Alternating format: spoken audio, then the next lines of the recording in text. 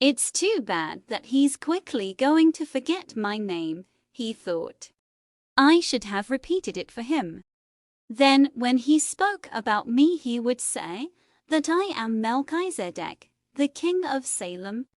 He looked to the skies, feeling a bit abashed, and said, I know it's the vanity of vanities, as you said, my lord. But an old king sometimes has to take some pride in himself. How strange Africa is, thought the boy. He was sitting in a bar very much like the other bars he had seen along the narrow streets of Tangier. Some men were smoking from a gigantic pipe that they passed from one to the other. In just a few hours he had seen men walking hand in hand, women with their faces covered, and priests that climbed to the tops of towers and chantators. Everyone about him went to their knees and placed their foreheads on the ground.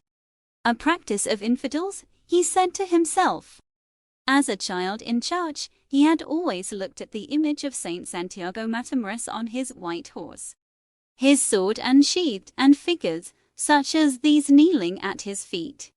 The boy felt ill and terribly alone. The infidels had an evil look about them.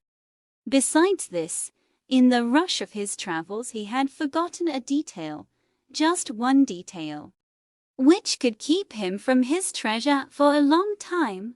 Only Arabic was spoken in this country.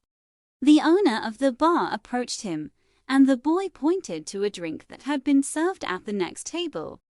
It turned out to be a bitter tea. The boy preferred wine, but he didn't need to worry about that right now. What he had to be concerned about was his treasure, and how he was going to go about getting it. The sale of his sheep had left him with enough money in his pouch, and the boy knew that in money there was magic. Whoever has money is never really alone.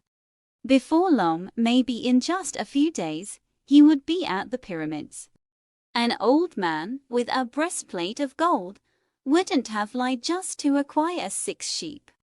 The old man had spoken about signs and omens, and as the boy was crossing the street, he had thought about omens. Yes, the old man had known what he was talking about during the time the boy had spent in the fields of Andalusia.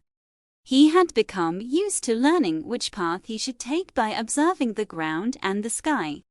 He had discovered that the presence of a certain bird meant that a snake was nearby, and that a certain shrub was a sign that there was water in the area.